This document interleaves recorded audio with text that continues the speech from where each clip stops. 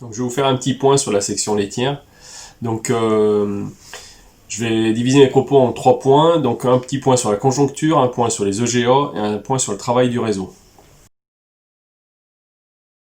Donc, sur la conjoncture, donc il y a quelques incertitudes au niveau international sur les échanges.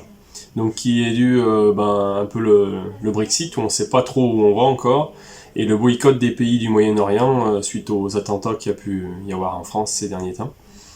Après sur le Covid, bien sûr, les effets sont différents par rapport au premier confinement. Donc on a moins de difficultés pour écouler le fromage. L'économie continue un petit peu, elle n'est pas arrêtée comme on avait le cas au printemps. Là où c'est plus difficile, c'est pour les entreprises, notamment avec la gestion du personnel, sur les cas positifs et les cas contacts. Donc c'est assez compliqué de gérer le personnel dans ce contexte-là, parce que du coup, il manque des personnes du jour au lendemain. Donc au niveau des EGA, même si nous ne sommes pas au niveau attendu, du moins pas encore, c'est plutôt en bonne voie.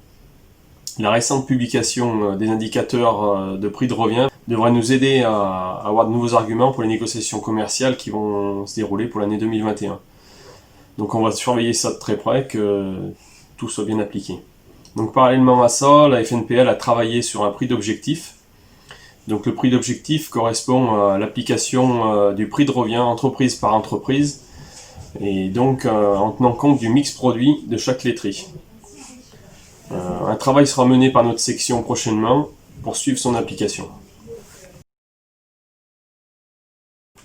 Donc concernant le travail du réseau. Donc sur fin novembre, il est prévu de rencontrer les coopératives au niveau régional pour la poursuite d'application des EGA. Ensuite, sur le travail régional, il y a aussi la segmentation du lait de montagne, donc qui avance bien.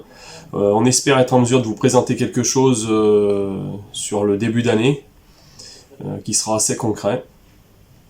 Et en cette période de Covid, notre réseau continue à fonctionner en travaillant par visio, de façon à pouvoir continuer d'échanger et de continuer à défendre les producteurs de lait.